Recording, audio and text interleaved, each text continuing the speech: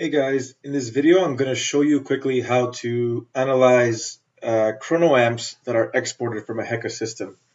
So here I have an example of a chronoamp that I performed recently. So if we open the data file, we see again 3 lines of text. We have an index, we have the time, and we have the current. So what we're interested in when we're doing a chronoamp, obviously, is the current plotted versus time.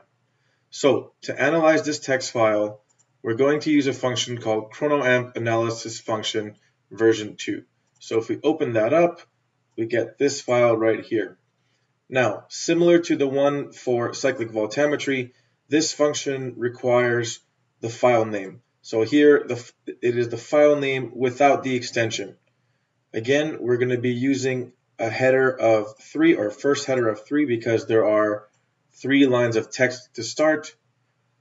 In terms of delimiter, you notice here it was set to space, but if we look carefully, there's actually commas, so we should change this to comma. So let's comment this out and uncomment that. So now we're going to be using a comma as the delimiter. This should actually be comma.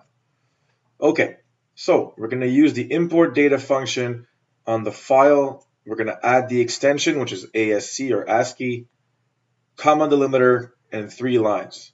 So now we have a variable called raw data, which has all of these numbers in a matrix.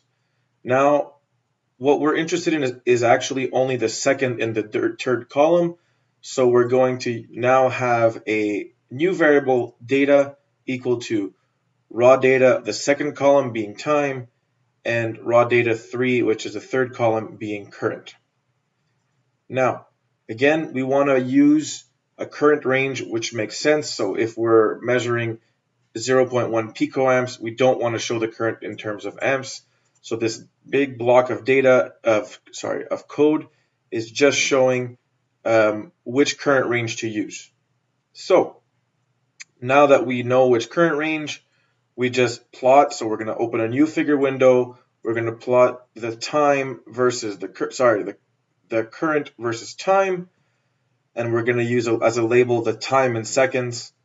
The current label, which we figured out up here, so picoamps or nanoamps and so on, and we're going to set the plot to end at the maximum time of the data so that, if we have 297 seconds, well, we're not going up to 450. Then we're going to give a title to the plot, which is going to be the same name as the file name, and then we're going to save it as a JPEG. So let's run this and see what it gives us. So we're going to copy this first line of code, copy into a new script. We're going to start by clearing all the variables, clearing the screen, and closing all open figure windows. Then we will hit paste our file name. Now I've saved an example file here called Chronoamp example. So I'm just going to copy that name, place it between single quotation marks. Now we have our file name. So if I now just have to save this script, I'll save it as example chronoamp analysis, and we're going to hit run. So as you can see, we now have a title, which is the same as the title of our file name. We have our current in terms of, in this case, nanoamps, because we had a very low current, and then our time in terms of seconds. And you can see here we measured about 310 seconds, so the plot is going from 0 to 310. So if we now go back into the file or the folder where all this was contained, we can actually open the file that's been saved as a JPEG. And so this is the output of our MATLAB function. So using the Chronoamp analysis function version 2, we can actually export all the data we need from the Heka system.